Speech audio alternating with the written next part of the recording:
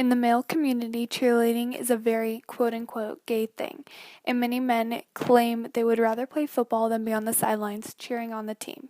Hi, I'm Kylie Thomas, and today I'm talking about the social aspects of male cheerleading in college.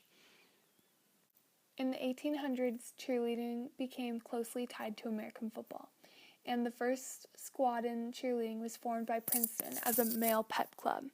After that, it became more popular as many men joined.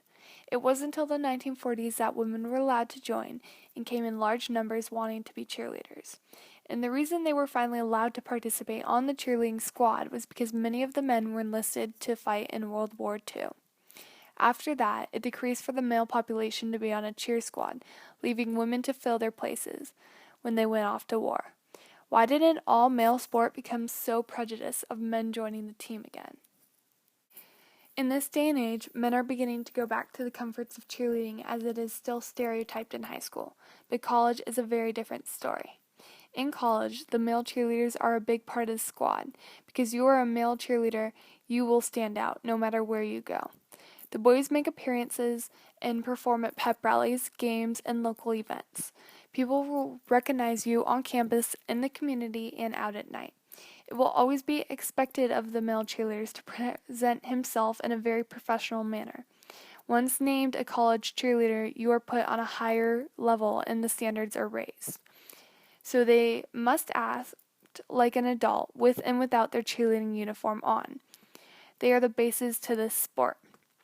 Dakota Stevens, a football player that switched to cheerleading, told us, "I didn't think I would like it because it was cheerleading, but I found it a lot harder than it looks," he said. "I had some ask me why I was doing it, but I didn't let it bother me." Many of these hardworking men found various advantages to being a cheerleader for the social appearances the boys get to make. A male cheerleader from the University of Texas adds, quote, "I was just happy to be on the sidelines because the football and basketball players we cheered for seemed like stars, and I was just a fan that got great sideline tickets," end quote. As many people think this is a sport for women and homosexual men, that is not as accurate as the stereotype goes. In an article from the Huffington Post, a male cheerleader at University of Texas describes that out of the 40 male cheerleaders he knows, only about 4 of them are homosexual. Knowing that, we can scratch that fallacy away. Many boys that are wanted in college cheer are found in the gym where all the female cheerleaders go to recruit them. Quote, "When I thought of a male cheerleader, I thought of guys that were either too weak to participate in a more demanding sport or simply lacked the motivation," end quote.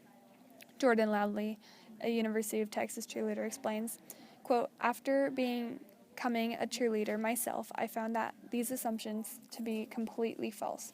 My fellow teammates are some of the strongest guys I know, and lack of motivation is simply out of the question," unquote.